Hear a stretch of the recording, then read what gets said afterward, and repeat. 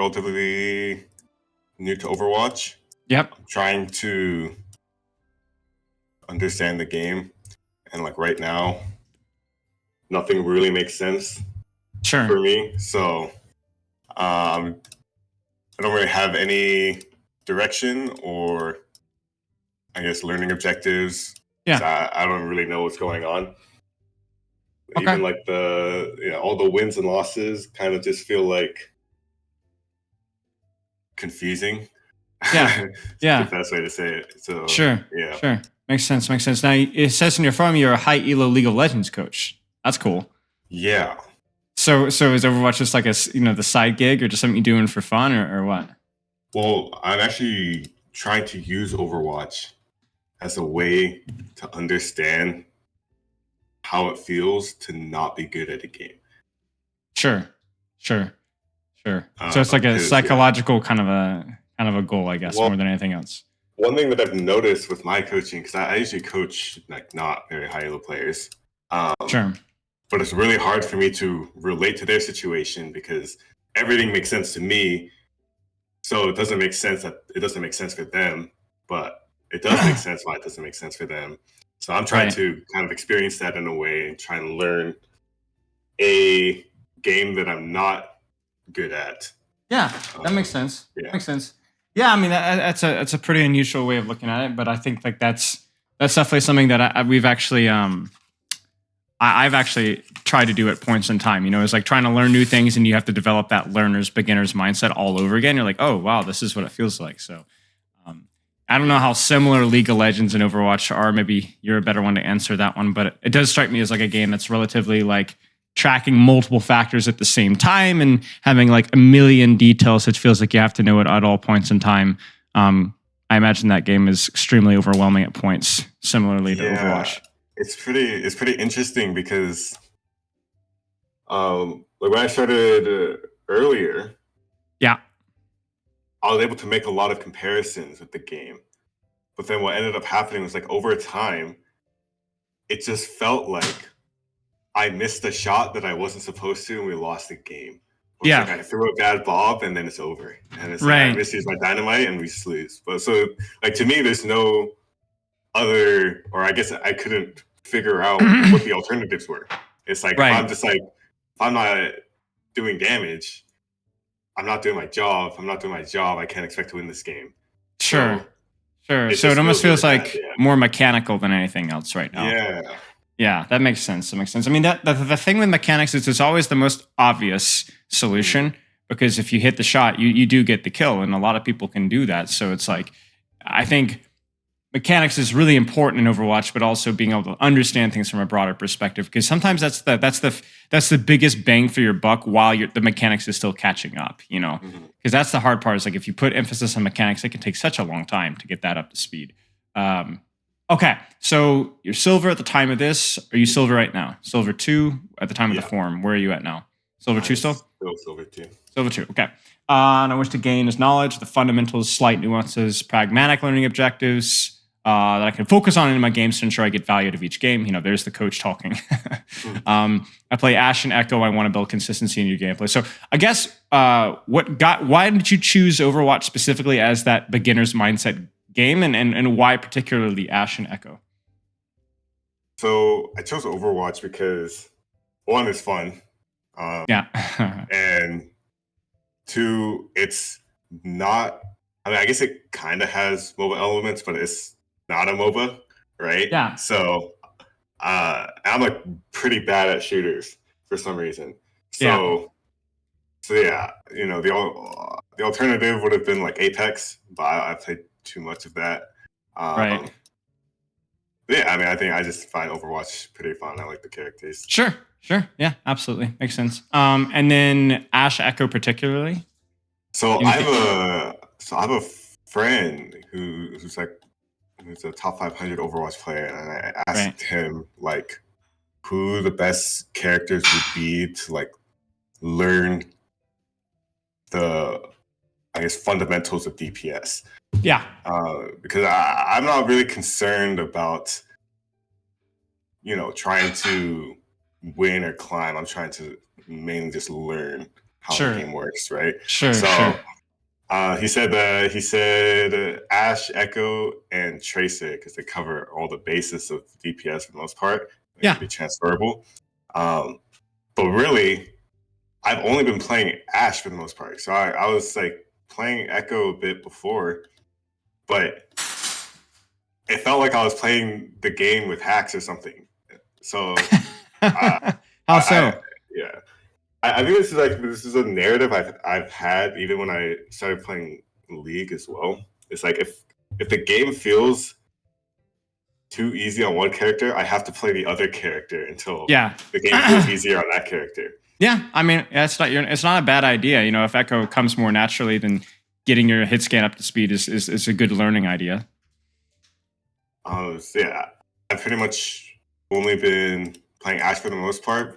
I like to view her as like she feels like the Oriana of Overwatch, where it's like you can't get away with shit that you'd be able to get away with other characters, if that makes sense. Yeah, I mean, she definitely has like very, very clear weaknesses. But yeah, okay, makes sense. So Ashe and Echo, you play Overwatch around 3 to 5 competitive games a week. Now, is that something that you warm up with? Do you play more Overwatch besides that, like quick play and arcade? If so, how much? So for Overwatch, I pretty much I do like this workshop chamber where I'm like shooting moving characters. Is it Vaxa VAXDA? Let me see if I can stream it.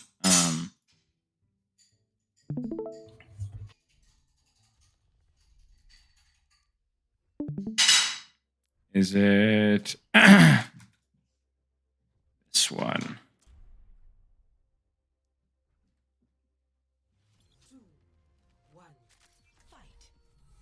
This one here? Yeah, it's this one.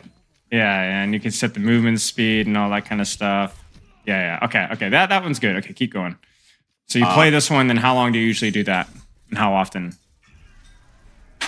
So I like to do it during Q, and whenever I'm watching an educational video, I'll be kind of doing it on the side as well.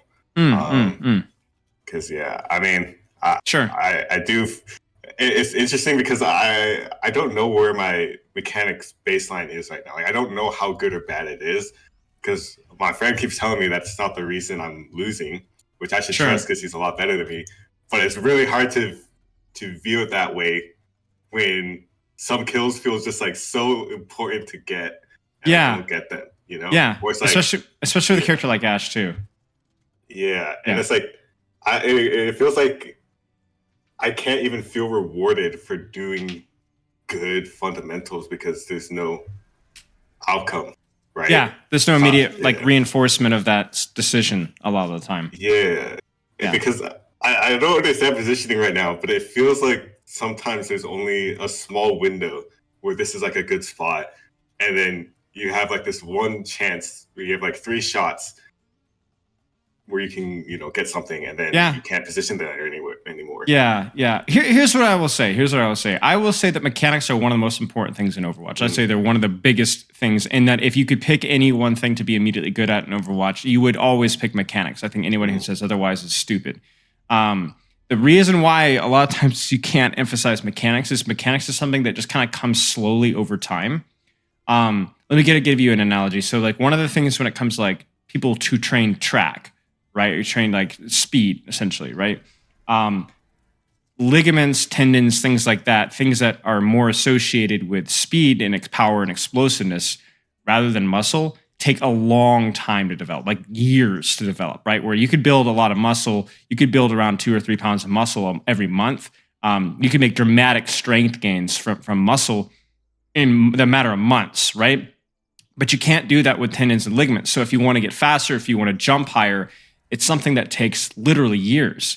So what a lot of times that when we come like training speed or training explosiveness, there's a lot of emphasis on technique because the technique is important, but also because it gives you something to put emphasis on while the years drag on, essentially. Because if you focus on the tendons and you focus on the ligaments, you're going to get really, really, really, really impatient because those things, just because they don't get a lot of blood flow, they take forever to adapt. So mechanics is very similar. We're like, you could just show up and have good aim and do great, right? There's a lot of people that are just fast because they've been sprinting for years and years and years and years, even though their technique is terrible. But if you haven't been doing that and you're trying to develop those ligaments and so on, it could be a very impatient, not quick enough transition. If you're trying to develop your mechanics, it's not going to happen quickly. It's just not possible, right? So the reason why we focus on your positioning and your CD usage and your macro understanding of the game is because while you're grinding your mechanics in game, while you're grinding that Vaxico, while you're playing ranked games, it's giving you other things that are also very important to practice and things that you can actually see. Like, if I do this, then this happens. I cut down on my deaths, or I get more value out of my bobs, and so on. So that's why. It's not because mechanics don't matter. It's just because mechanics generally take care of themselves if you just practice long and hard enough. There is really no shortcut to mechanics. Now, there's a couple of like boxes to check. For example, do you know what your mouse's DPI is? I think it's 800. Okay. Do you know what your in-game sensitivity is?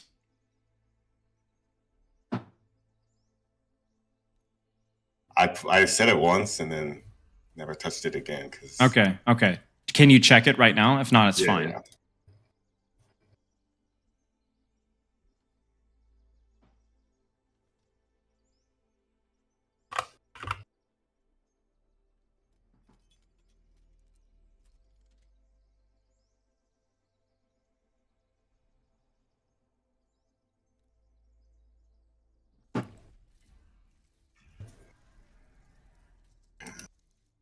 My activity.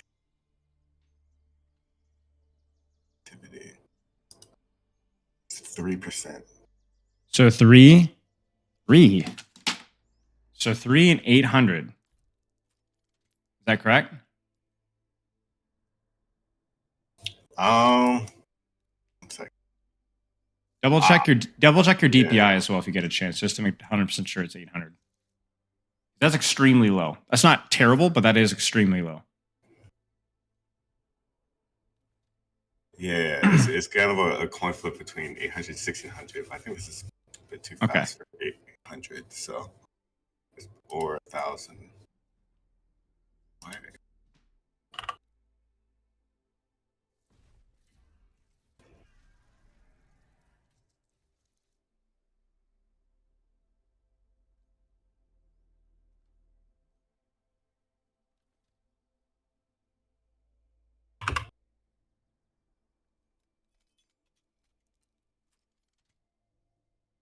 I don't know why there's so many crazy applications. It's fine. It's always a pain to check a DPS. Like, what app do I have to dig up?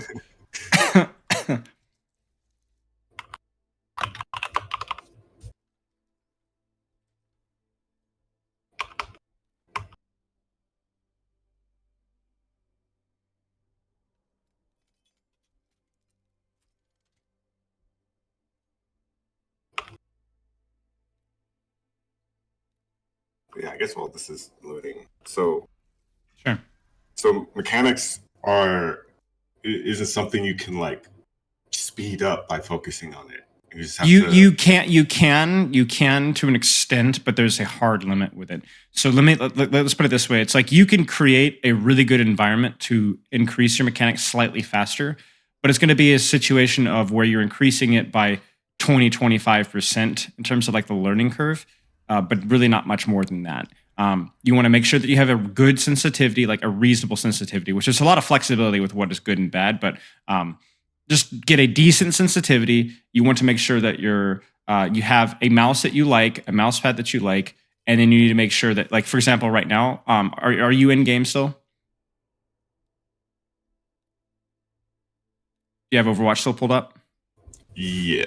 Check this setting for me, the one I have up on my Discord stream. Go to your like Ashe specific settings and check your relative aim sensitivity while scoped. Mine is at 51%. Okay, so you want it to be here, 51.47. It's a small little thing, right? It's like one of those little quality of life changes. Just make sure that that's there.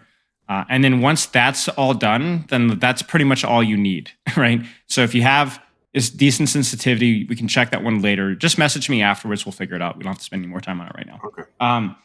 But once we know that your sensitivity is good, your mouse is good, your Ashe aim sensitivity, relative aim scope is good, then that's pretty much it. Now it's just practice. The best way to practice your aim as an Ashe is 2 ways, ranked and aim training. Aim training falls into 2 categories. Don't worry, we'll take notes of this at the end. One is VAXA, like you were just doing there, that code. The second one is deathmatch specifically. So you're going to go into here, you're going to go to unranked, and then you're going to click deathmatch free-for-all. Or you're going to go into custom games, you're going to go to all games, you're going to type in try hard, one word, and then you're going to see a lobby like this. This might be an EU lobby, so the ping will be a little bit high. It removes all the cancer and cringe characters from the game. It removes all the cancer and cringe cooldowns from the game. And it plays you versus Grandmaster players. You notice here that Dynamite's disabled, and that Bob is also disabled. Nice thing about this is there's 12 freaking people in here, and all you're going to be doing is missing shots like me. And all you're trying to do is win a 1v1. If you die, so like let's say if I die here, the difference between this and like competitive is I'm instantly alive again. Okay, I press spawn, I press spacebar, and I'm right back in again. And you'll also you're going to get your butt whooped. Let's put it that way. There's going to be a lot of Grandmaster, really, really good players in here, but that you don't really care. You're just practicing winning 1v1s and killing people. That's pretty much all there is to it. Make sense? Sound good? Yeah. Okay. So this is what I would recommend grinding. That right there, plus the unranked deathmatch right here. If you want to practice your mechanics, it's the best 2 places to do it. That plus playing competitive. Now, you said that you do some VAXA. What else do you do in Overwatch? You said you only play around 3 to 5 competitive games per week. Is that consistently the case? Yeah, as of right now, but I'm looking to do more than that. Okay. At least like 3 a day. But I don't play like unranked that much. It's usually just comp or workshop. Sure.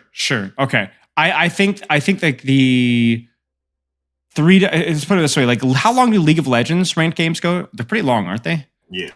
Yeah, like an hour plus sometimes.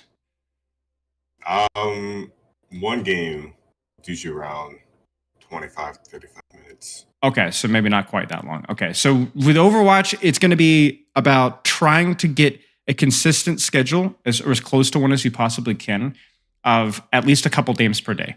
And you don't go in there, you don't really treat it like any differently. Like you just go in there, you just play. You don't really care as much about the win or the loss. You just go in there to practice. I mean, you're a coach. You know how this goes, right? You just want to get in there and just focus on what you need to focus on and just play the game. But I would say 3 to 5 competitive games per week. You said that you're trying to like bump that up a little bit. I would definitely try to bump that up a little bit. You could improve at that amount, but it's just not going to be very quick. I would say a good goal for like, let's just say even like a gold or a plat, would be aiming for 2 to 3 games of competitive per day. That would be a good goal. To reach a goal like Grandmaster, which you have in your long-term goals, I would say it's probably going to be in the 5 to 6 ratio, and that's still going to take some time.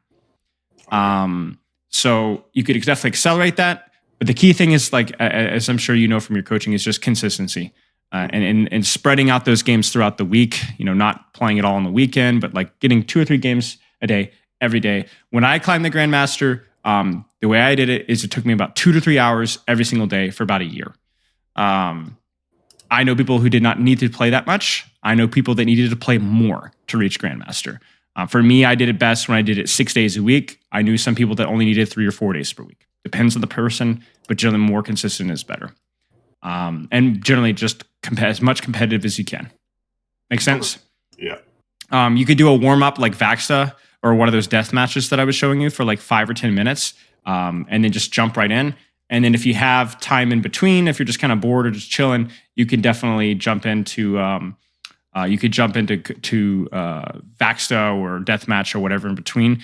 One last thing I will say is just because of like the intensity of Overwatch competitive, I think everyone would benefit from taking a break between pretty much every single game. Not 5 break, not a 10-minute break, not a 15-minute break, a 1 or 2 minute break. Literally, you're in queue, you're just taking a break. Excuse me. But yeah, I think that would be good for you. Excuse me. Okay, any questions so far? Um. Okay, well, I have like 10, but I'll just choose one. So, sure. I guess like the first thing would be like, what are the fundamentals of DPS? Fundamentals of DPS are taking off angles that complement your range, and then timing your pressure at the same time as your team. And that's it. So it's taking an angle with your range and timing it. And then beyond that, I would say, obviously, like you could talk about like your ability to hit your shots, your ability to know how you use your cooldowns. I would say mechanics is the fourth fundamental in there. And I would put, like I said, the ability to hit your shots, knowing how to use your cooldowns, knowing how to win a 1v1 versus a Genji versus a 1v1 versus a Tracer versus a 1v1 versus a Winston is the mechanic side of things. So again, angle, timing, range, mechanics. Those are your fundamentals of DPS. And for Ashe, generally, you are going to be taking longer range angles because you're more of a longer range character, although there are exceptions. And then you're going to be looking to time things like when you're peeking, when you're dynamiting, when you're using your bob, at the same time as when the tank fight happens. Those are the fundamentals of DPS, and specifically Ashe. Make sense? Okay. And we'll be talking a lot about that during our review. Okay. Good. Any other questions? We could. I know you said you had a lot of questions on your form. I assume that's still the case now. So if you want to, we can go over those now if you'd like. We have plenty of time. Okay. So I guess the other one was like the job that I'm of like DPS, like what their purpose is in the game. Put out pressure, and put out a lot of pressure. Tanks put out a lot of pressure, but generally they don't put out as much pressure, so much as absorb pressure while also putting out pressure at the same time. Supports alleviate pressure and put out pressure at the same time, if that makes any sense, because they can heal through the enemy team's pressure. And then DPS only put out pressure. They don't alleviate pressure. They don't absorb pressure all that well, with a few exceptions. And all they do is they just pressure. So that's it. The definition of pressure in League is kind of dynamic in a way. Mm-hmm. But I guess like the main thing would be when you're pressuring in League is like you're trying to, it's almost like an emotion. You're trying to elicit a response. Would you say it's somewhat similar to that, where you're trying to, bait them out, bait cooldowns out, make them feel uncomfortable in a way? Yeah, exactly. There's only, I might be speaking too soon here. I might think of another type, but there's, to my immediate knowledge, there's only two types of pressure. Objective pressure, which is, hey, I'm forcing point or I'm pushing the cart. You have to force as a response, right? Mm. And then there's generally the more common form of pressure, which is kill threat. It doesn't necessarily mean that you are immediately going to threaten a kill, but that there is a threat of, I am going to shoot you, therefore I'm going to force a response, because if you ignore me, you might die. And those are the two types of pressure in Overwatch. And DPS generally have kill pressure. A lot of people feel like DPS is a weak role because they aren't consistent in applying kill pressure, but you will force resources by threatening those kills. If you're free firing as an Ashe, the Baptiste is going to have to use cooldowns, otherwise he might die.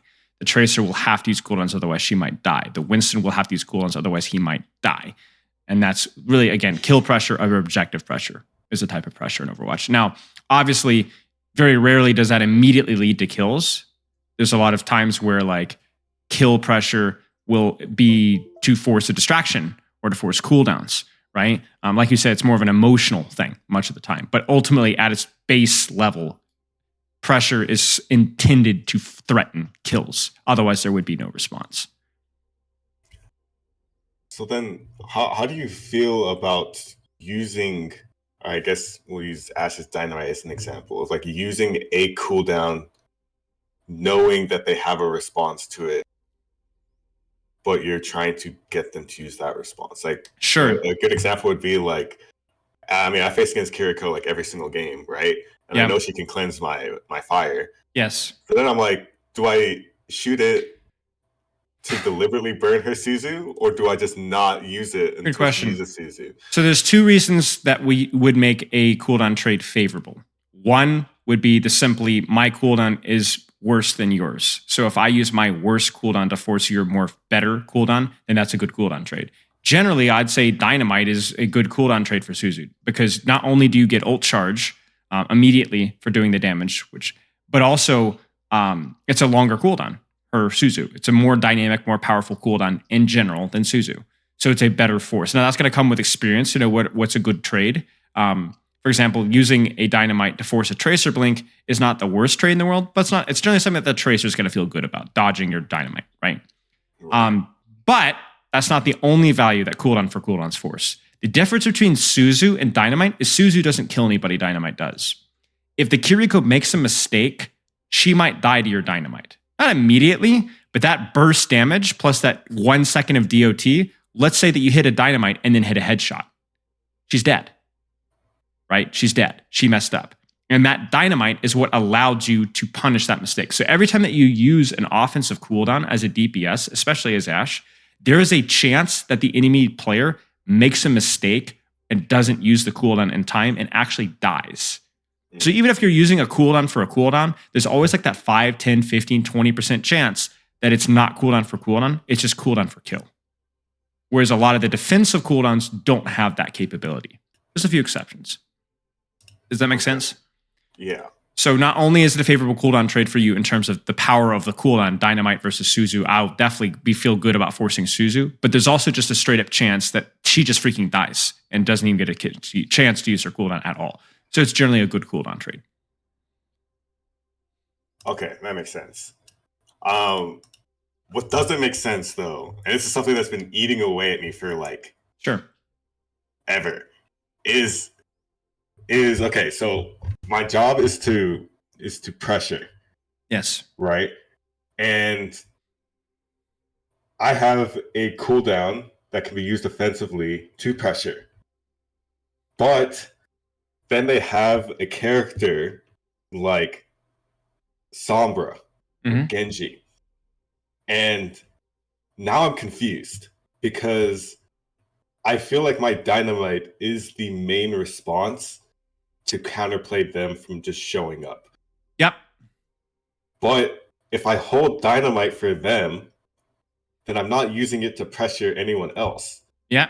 So wouldn't I inherently not be doing my job if it feels like a lose-lose situation, because if I use my E to pressure, I hit like a 3-man Dynamite or whatever, then I don't have it for the defense from a dive character.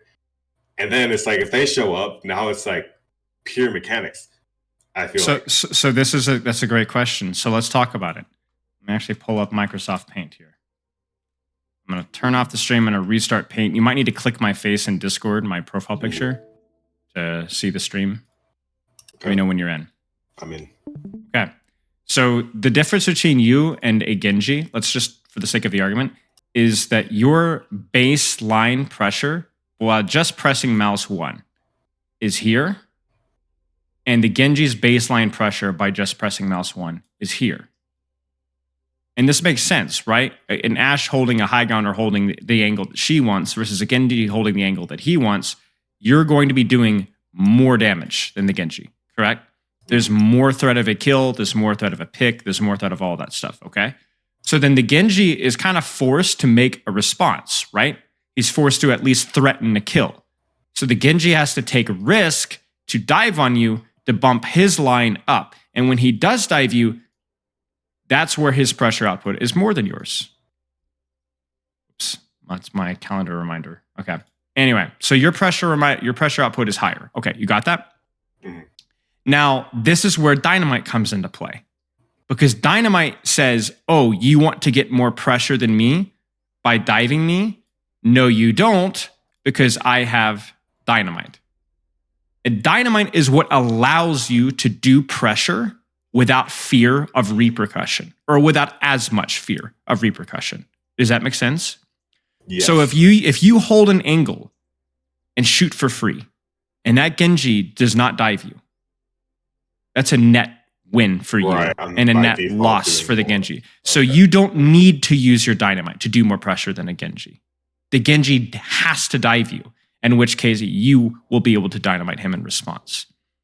So again, if you don't use your cooldowns and the Genji doesn't use his cooldowns, you're doing more. So you might go an entire game and that Genji's terrified of you, and you just sit on that dynamite, you sit in that dynamite, you sit in that dynamite, or versus the Sombra, you sit on that Sombra. The Sombra never goes for a backline assassination because she's terrified of you.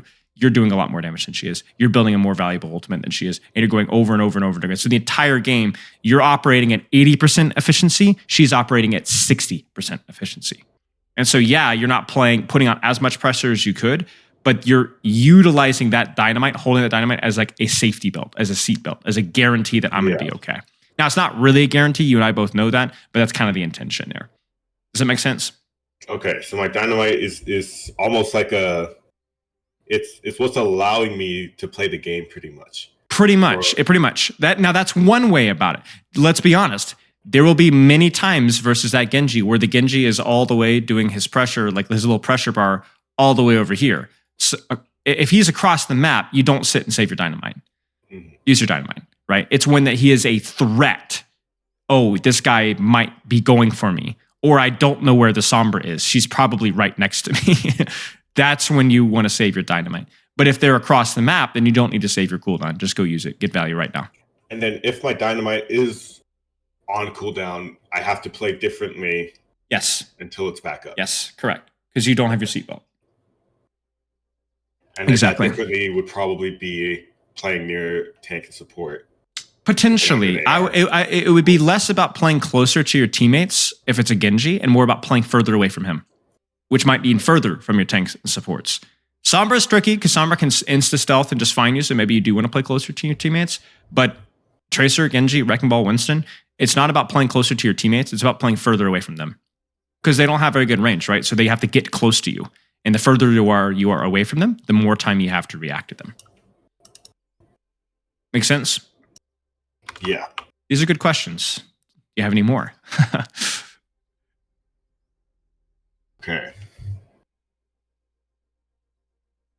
So I guess the next one that I would want to ask would probably be in a replay. And it's just about recognizing what good and bad positioning look and feels like. Yeah. Because I really don't know. I don't know if I'm getting this kill because I'm positioning well or if I just hit my shot randomly. Sure. Right? Sure. So I don't even know like what to replicate, because like when my friend told me about how like I want to be high ground with Ashe, like obviously that makes sense. Sniper people usually like to be on high ground. Right. But what didn't make sense was like, when am I supposed to be high ground? How long am I allowed to stay on high ground? What is like preventing me from being high ground? And when I am high ground and I'm getting shot at and they all know I'm there, it's like, do I stay at that high ground or do I reposition to somewhere else? And what if that's like the only high ground area? Sure. Not peak, like that's what's been confusing me is because Sure. Okay. We'll take a look here. Let me just zoom through the rest of your form and see if there's anything super relevant here. What do you feel holding back from improving? Looks like a lot of game understanding stuff. Sleep looks good. Yeah, we could take a look at some replays. Let's look at some replays right now then. Okay, do you want to shoot me a replay code as I restart the stream here? So I want to do this one just because it's a game where I felt like I did, or it looked like I did well. Lovely. But I'm not sure. I want to know what I did well exactly so I can replicate it, and what I didn't do well but got rewarded for anyway, so I don't repeat it. Sure. And this is actually my favorite map, and it's because I'm also like part Samoan. So every time I'm on this map, I feel a need to win. It's a beautiful map. It's one of my favorites. Okay. In this game, I was going in with like actual like ideas. So what I was trying to work on was just starting with identifying like who my teammates are, how they want to heal and like how they want to play the game, and like see how I can fit into that. And then I was trying to position to not die, I guess. Sure. Yeah. You're here. Let me give you a little bit of a caution before we start, because you've asked a lot of great questions. You've demonstrated, obviously, that you know what questions to ask, because you come from a professional coach background in another game. You run the risk of doing something that only somebody too smart for their own pants would do, which I can relate with, where you are overcomplicating the issue at your level. Right now, you don't really need to worry about your comp that much. All I want you to do is to remember the DPS fundamental, take an angle that plays to your range and shoot people in the head. That's it. Now, we'll talk more about some of the nuances of that, and I can answer more questions, but I don't want you to bite off more than you can chew right now, because the problem is that it's not that you won't be able to understand it. Of course, you'll be able to understand it. We could sit in a call for 4 hours, and by the end, you would understand Overwatch macro to like a really, really high level, right? But that doesn't mean that you'd be able to do it in game. Right. You need so many hours in game to be able to do what you know, because it's not about knowing it. If we played this game at this speed right here, I would be a top 500 Overwatch League player. But I'm not, because I can't act this quickly at this speed. That's the difference between me and pros, right? And the difference between me and pros is just practice, right? They're not smarter than me. They just have more practice than me. So for you, it's like there's this danger that you're going to have like not paralysis by analysis so much. It's just there's so many things to think about. Yeah. Like, for example, right now, I like this off angle. This is a good off angle. That's a good dynamite.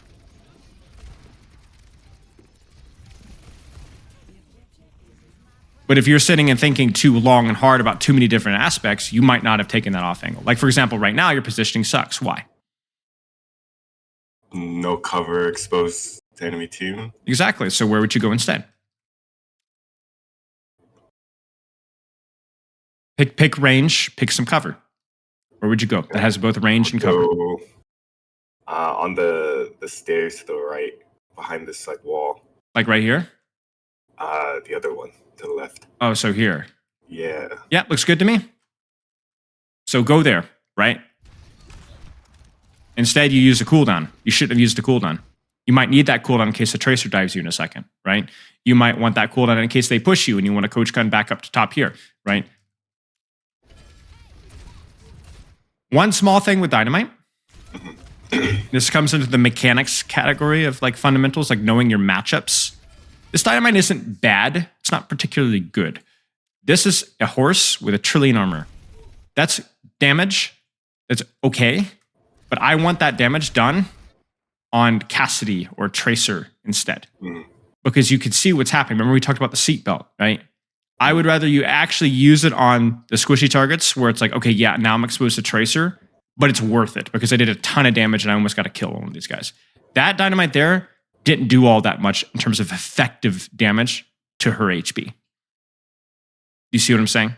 Right. It's a smaller percentage of her HP. So either don't use it at all and save it as an insurance against a Tracer, or use it, but make sure that you hit somebody where it's really, really worth it. And then in addition to that, check your positioning. Looks good, right? Not so good. Okay. You see that? You push beyond your corner for no reason. So I guess my confusion, looking at it is, how am I supposed to hit them?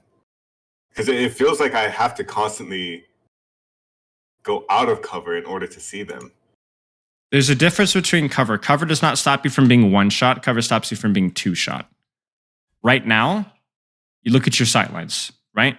What is the difference between your sight line here, right now, and your sight line here? Exact same, right? Okay. The difference between this sight line here and the sight line here is if the Cassidy shoots you here, you do this in 0.2 seconds and you're safe. Whereas if you get shot here, you do not have 0.2 seconds. You have at least a full second before you get to cover. And if that Cassidy had hit one more shot, you were dead. Does that make sense? Okay. The difference between this position and this position is that if you get shot here, there's a risk that you will die before you get to cover. Whereas if you get shot here, there's 0 chance you die. You're safe. So get healed and you peek again. Angle then, what I'm trying to do is shoot whoever I can see and then not reposition out of a good position to shoot someone that's focusing prior. The problem with a lot of, and this affects low rank and high rank players, is when you hit shots, look at your body language. Dynamite. Now watch this. Bam, dynamite detonates. Now watch. W, W, W, W. Do you see this? Mm-hmm. I don't know what it is about the human brain, but it wants us to push forward when we hit shots, right? And that's exactly what you're doing here. But the thing is there's no benefit here. You have the exact same sightlines here as you do where you're at right now. You're just at a significantly higher risk. Okay. It's a bad habit you have. You start hitting shots, you start pressing W. When you start pressing W, you start pushing yourself way out in the open. Does that make sense? Yeah. And even here, like, because you've pressed W, you would have liked to have heard and reacted to the tracer here, not here. Mm. Good shots. Keep looking at her. Keep looking at her. So when you are under threat, the best thing that you could do is look that threat in the eye. The worst thing that you could do is turn away from that threat. If you can't run away from the threat, you cannot look away from it. You need to look at it and kill it. Does that make sense? Yeah. Right now, you're like, oh no, running away from Tracer. You're not going to get away from Tracer. So you need to look her in the eye and you need to kill her. She's just used her recall. You still have your coach gun. You should actually probably kill her. She's messed up. You hit some nice shots. She has a couple of blinks, but you should be able to kill her. Instead, you're running from the Tracer, and not only running from the Tracer, but running out into the open. Okay, so just taking the 1v1 with her behind cover. Take the 1v1 behind cover without her recall. Now, if you had the option to coach gun to a high ground and get away from Tracer, you would. But you don't have that option, so you need to take the 1v1. Again, the best thing that you can do is to look your threat in the eye. If you can't run away. If you can't avoid it, win it. Because where you're at right now is crazy risky. This is good. But again, you notice that you start to shoot and you start to press W again. You see that? It's funny because the actual angle that you're holding is fine. Like this is fine. Okay, I gotta know. I think your Mercy fell into the fire. I did not even realize that. Yeah. That's funny. Really nice shots. Yeah, that was good. Good shots. You just Mercy was dead. That's all. Okay. Ooh, crispy. Love to see it. One of the better feelings in the game, I think. The one-shotting a Tracer. Now, this is where map knowledge comes into play. Exactly. You remember, angle with range, right? At the same time as your team. Right now, this is going to be a good angle. This is going to be a perfect range for your character, right? The question is the timing. Where's your team right now? Not in position yet. Right? No. Now they're about to be. Give them about 5 seconds. I know your Sombra's dead, but I might still take the shot here because Tracer's dead, right? So Ramatra's going to be about here. Moira's going to be about here. So where's the enemy team's attention going to be tied up? They're going to be looking at me, aren't they? Right. So they're all going to be looking at you. You don't mind people looking at you. You would just prefer their attention to be split. That way that you have a little bit of an easier time. I would wait just a few seconds so that this Cassidy, Orisa, and so on are looking this direction just a little bit before I take and peek my angle. So that might mean before you peek, turn around, look through the walls. You can see them through walls. Wait, 3, 2, 1, peek now. You see that? Okay. And the reason why that's important is so that you don't give away your position too early. So you've already taken damage. You see that? You've already taken damage before you even peeked out at this angle, and you've already spoiled the element of surprise. In fact, I think they're still shooting at this angle here. You see this? You see this? Yeah. They're scared, right? You've ruined the element of surprise. Whereas if you peeked at full HP now, you would be able to, I mean, this is a good time right now, right? Because your Ramatra's pushing. But the problem is that you've ruined the element of surprise. And so now you're not able to play as aggressively in this angle as you'd like. Okay. That makes sense. This angle, to be very clear, is very good. Because it's a little bit of an off angle, right, from your team. You're not stacked with your team.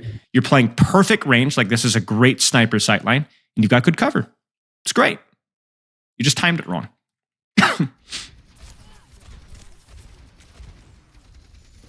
Thinking about Bob, so we're walking forward. Now, how do you use Bob? What is your current understanding of the ultimate?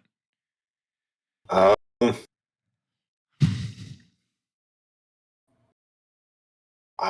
like to view it as like ideally I want it to be shooting hard to kill characters, but like creating chaos in a fight. Yes. So remember when we talked about like what are the fundamentals of DPS, right? Mm-hmm. You want an angle, playing to your range at good timing. Bob's range is pretty flexible, right? He's got mid-range, he's got short range, he's got all that juicy stuff. So you know what you do? You apply the DPS fundamentals to your ultimate. You want Bob on an angle, timed well. The range is flexible. So where's an angle? Obviously, the timing right now is fine. The fight started, right? So the timing you don't need to worry about, correct? Mm-hmm. So all you need to worry about is what's the best angle? Where would you, if you were a 1200 HP invulnerable turret with a massive weapon, where would you want to be shooting the enemy team right now? From where? I mean, if I could just plop it down somewhere. Sure. Where? I would say on this vent near the stairs. Like here? Yeah. Looks good to me. That's a good angle. Or somewhere in this general vicinity, right? What about here? Oh.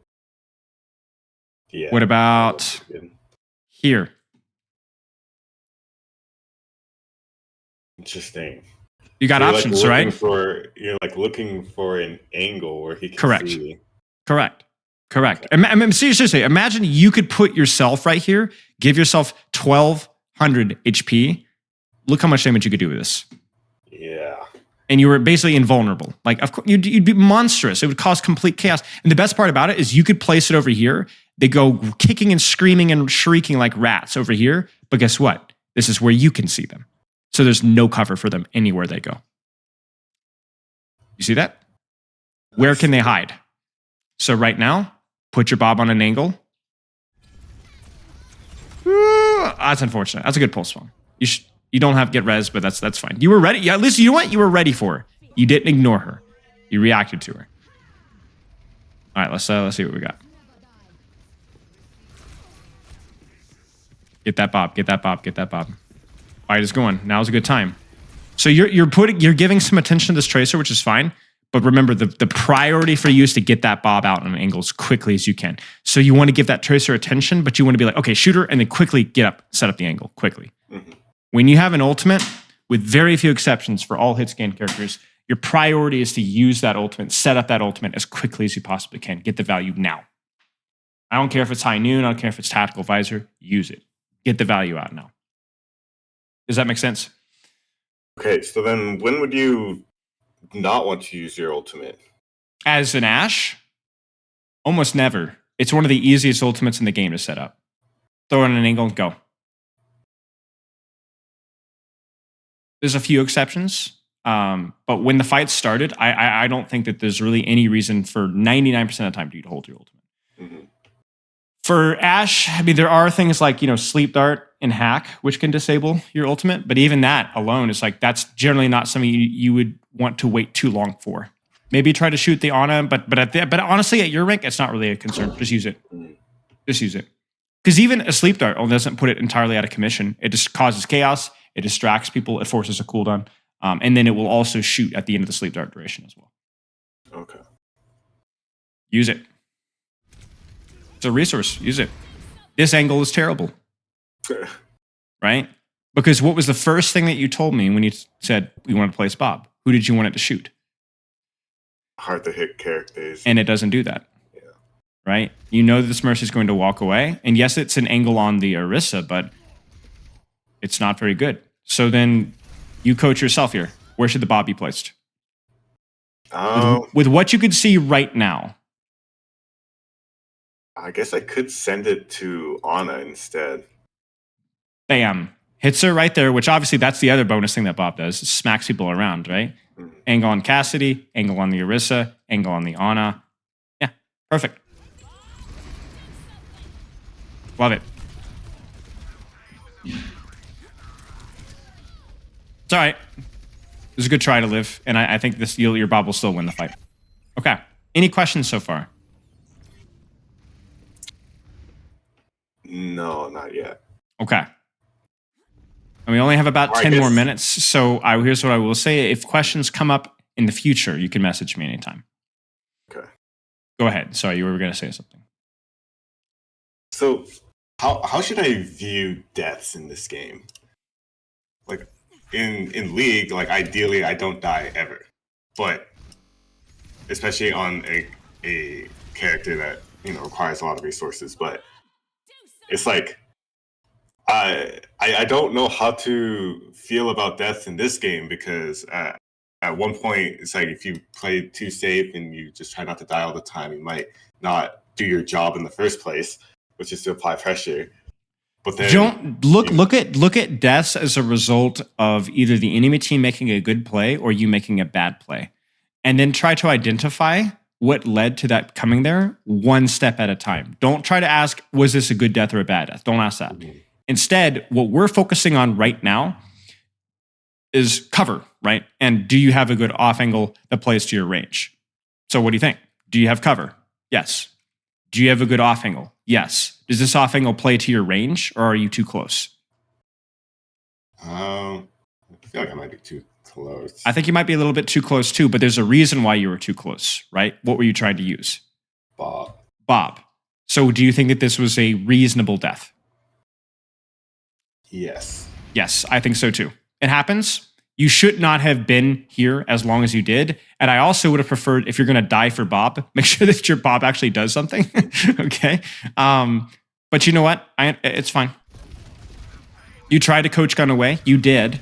You lived a long time. But ultimately in Overwatch, if somebody wants you dead, they will kill you. If 5 members of the enemy team want you dead, you will die. And there's nothing that your team or you can do to stop it. The question is how expensive did you make it for the enemy team to kill you? Okay. This is pretty expensive. And it also had a pretty good justification because of how far Bob was. Tracer pulse bomb, right?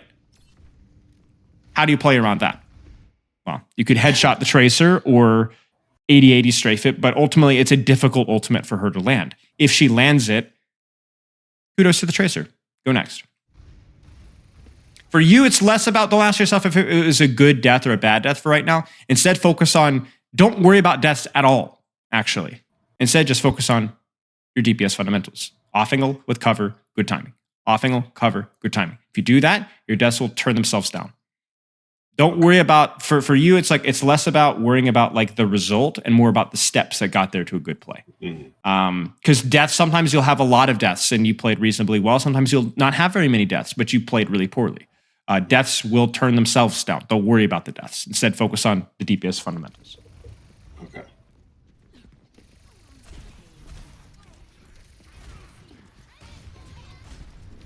Like right now, how good is your positioning?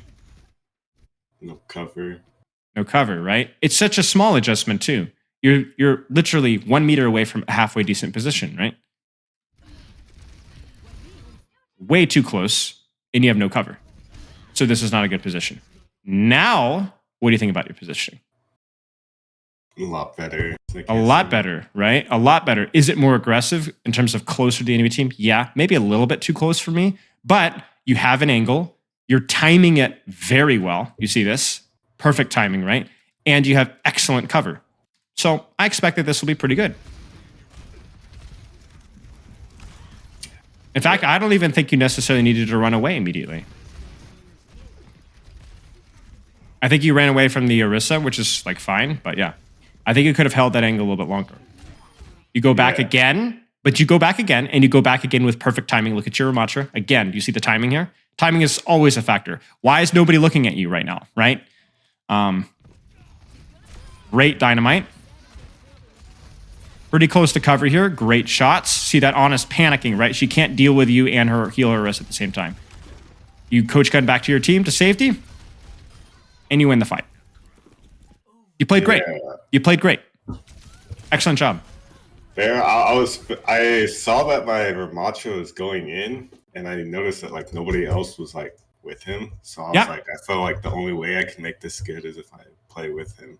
Yeah, you don't necessarily have to play with him by physically being with him, but you do need to help shoot as a result. Because remember, he's creating threat. He is creating kill pressure, which we talked about earlier. He's not as good at it as you are, but he can do it a lot longer and a lot safer.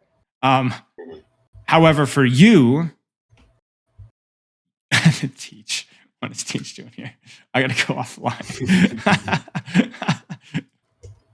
However, for you, you don't have as much survivability, but you do have a lot more kill pressure. Like there's a lot more, like you are like quickly actually securing kills. Okay. Any questions so far? We could do one or two more fights if you'd like to. That work for you? Yeah. Okay. Let's keep going here. No questions? I guess in terms of coach gun usage, is it also kind of like a safety belt? It's a much more defensively used than dynamite. Okay. Dynamite is like kind of 50-50, right? But coach gun is almost exclusively used as defense, with the exception of sometimes you use it to take a more aggressive offensive angle, if you think that you're safe. Like let's say, for example, you're here and you're shooting and you're shooting, you're shooting. And you're like, oh, I can't see them anymore. The tracer's over there. Everybody's over there. I'm going to coach gun, blam, send myself over here so that I get a better angle. Faster. Make sense? Yeah. I started panicking here. Well, it's hard because you're like, I can't see anything, right? Yeah. So what I would do is try to, this is where, like, honestly, there isn't really a good solution, right? Your team chose to fight inside a room. You did not know that. I think maybe paying a little bit more attention to where they're rolling out from spawn might have helped you to choose a better position. But yeah, this is fine. You don't really have an angle right now, but also there isn't really an angle in that room, right? It's just one big small room. So you could just shoot here. Dynamite is great because I don't think... Did it hit a squishy? I don't think it did. You at least tried to hit a squishy with it, which is good. As long as it doesn't hit only the tank, then you're good. Good. Love that. Huge. Now, the funny thing about that is once you force that recall, you honestly don't even need to give her much attention. Because now she's like, oh, I can't even really go in. Little close for you, right? This is very, very close. Be very careful. Hit that dynamite. Huge. And here, you don't even need to scope in because they're so close. Just blam, blam, blam, blam, blam, blam. Finish off the Mercy. She'll die. Okay. Your DPS is actually higher unscoped than it is scoped. The only reason that you don't use your unscoped as much is because it's a little bit less accurate, harder to shoot, and because you run out of bullets really fast. But if you just want to finish a kill really quickly, just be unscoped. And this is where like some of that mechanical stuff, will come with time, Nice. Good cover. Got a little impatient there, but I actually think you were fine to just stay there. Total chaos right now, isn't it? Yeah. Total chaos. Great dynamite. Just find cover quickly. You're standing out in the open. Where could you go? Coach gun to height. Yep. Gives you cover, gives you an angle. Perfect. That's why high ground is useful, right? Because the floor is the cover, right? Yeah. Yes. Now you can relax a little bit. You got cover, you have an angle, you're playing at excellent range, and your timing is good because there's a lot of crap happening at the same time, right? Look at your Moira, look at your Sombra. If everybody focuses you, your Moira and Sombra will kill people, right? Now relax, hit your dynamite, and hit your shots. You're about to build a bob here. What do you think of this bob? I think it's a decent angle. I think so too. Now, obviously, they're all going to run and scream, but it's going to be very bad for them to run and scream because this Tracer Cassie, to avoid the bob, are going to have to leave the fight entirely. And the Ana's not going to be able to walk forward, and the Hog is going to be taking damage. Good bob. Love it. Huge. Uh-oh. Now you're a little close. right? You're a little close. Now, you do have the element of surprise here, so maybe it works, but this is risky versus a tracer, right? Is this playing your range? Not really. Does this make this bad? Not necessarily, if you're confident that you can hit the shot, and crucially that you can hit the dynamite. Because you could dynamite right now, blam, before she blinks, force a recall, win the fight, right? Give me 1 second.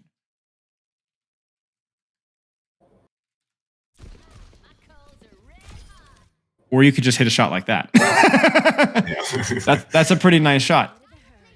That's a pretty nice shot. But you see, like this position has been like super relaxing. Hold an angle and pop off and shoot. And there are very few DPS heroes in the game that are as good as Ashe at doing this. If you are relaxed as Ashe, the character is probably the best DPS character in the game. The problem is just like, how do you respond when you're running around the map and chasing and following? And so far, you did a pretty good job. Okay, let's stop there and let's take some notes. I know that there's still probably a lot of questions floating around your brain. Focus on the simple stuff for right now. And then obviously, if you have questions more coming in the future, just message me. Okay. What do you need to practice with Ashe? So I need to practice my angles, playing at my range, and angle at my your timing of when I start shooting. Range with cover, and then timing that pressure.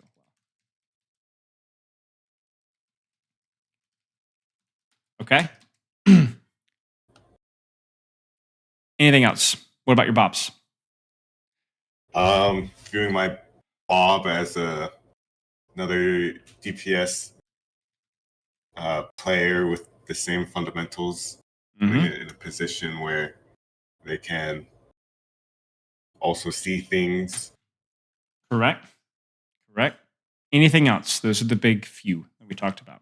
Obviously, even the first point is a loaded statement, really. Angle, range, cover, timing. Those are each individually things that you can practice. Does that make sense? Yeah. Do I have an angle? Am I utilizing cover? Last thing I'll say is keep an eye on the pressing W when hitting shots habit. Call that the plat magnet. Sucks you forward. Keep an eye on that one. Okay. Anything else come to mind? I think those are the big ones. I guess the very last thing would be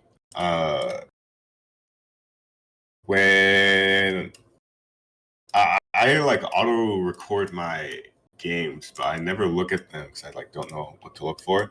So when I am looking at my games, when should I just be looking at specifically, every time I'm shooting, do I have cover? Am I playing at my range? Yep. Like that. When reviewing your games, just look for cover, angle, timing, playing your range, quality of bob, angle. Are you pressing W when hitting shots, etc.? Don't. I cut off my thing here. Don't worry. Don't worry about deaths as much as the actions you're practicing to prevent deaths. Don't look at your deaths. Look at what was happening before you died. If you had cover, you had a good angle, you're timing well, you hit your abilities. Okay, if you died, whatever, it happens. Sometimes our Widowmaker just hits a shot, the Tracer hits a pulse bomb, or the Roadhog hits a hook. You don't worry about it. Especially not at your rank. Like I said, the big thing for you is to not overanalyze things. Just focus on the basics. That's all you need to worry about. And then as you get better at doing the basics without even thinking, then you can start to chew on bigger stuff. But for right now, just worry on the basics. Because the good thing is the basics will never abandon you. The basics will be relevant for your entire path all the way to top 500 if you get there, right? It will always be something that we talk about. Okay. Any other questions? And then dynamite usage would probably be the last thing. Yeah. Oh, yes, true. Dynamite on squishies and not solely on tanks when possible. Effective HP plus dueling potential. Right. Good. I almost forgot. Any questions? Nope. I'll try and put these into practice. Okay. One at a time. I generally recommend one per game, one per day, one per week, however you want to structure that.